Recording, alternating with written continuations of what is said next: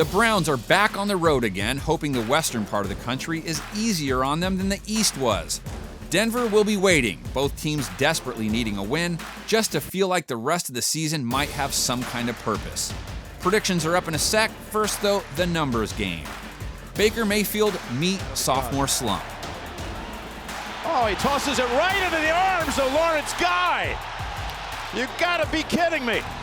Mayfield threw his league-leading 12th interception, and the Browns' passing attack failed to reach 200 yards again last week. On the season, the Browns are 31st in completion percentage and 30th in passer ratings. Their failures in the passing attack continuing to mar their season. It's not going to get any easier this week either. Brissett, spin, oh, he gets away. Oh, he loses the football, and Denver's got it on the strip. Malik Reed. The Broncos sacked JACOBY BRISSETT 4 times and, more importantly, held him to 202 passing yards and didn't allow him to throw a single TD. None of that is a surprise, really, being they've allowed the 5th lowest passer rating this season. Really, you might think the best way to control the game against them is via the ground. They're not soft, but they've been giving up a little over 4 yards a carry, which could play into Cleveland's primary strength on offense. To CHUBB. He cuts back, has some room.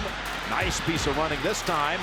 And he's going into the secondary and down to the 10 and fumbles again. Fumbles and is recovered by New England. It's unfortunate Nick Chubb fumbled away a couple balls. Plus, he hadn't fumbled since his junior season in college. But it overshadowed the rest of his night that saw him gash the vaunted Pats D for 131 yards at a robust 6.6 yards a carry. The Browns' season average now sits at over 5.5 yards per run, tops in the NFL.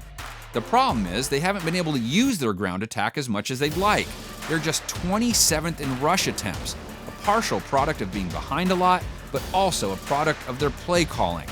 The Broncos, too, should also try and let their ground game lead the way, as it represents a key statistical mismatch in this contest. Lindsey shot out of a cat, and Lindsey spins to the 30. Denver's been averaging more than 4 yards a carry on the season, while Cleveland has one of the worst yards per carry allowed figures in the league. Plus, they do not want Brandon Allen, who will start for Joe Flacco, who is out with a neck injury, having to try and avoid Myles Garrett and company.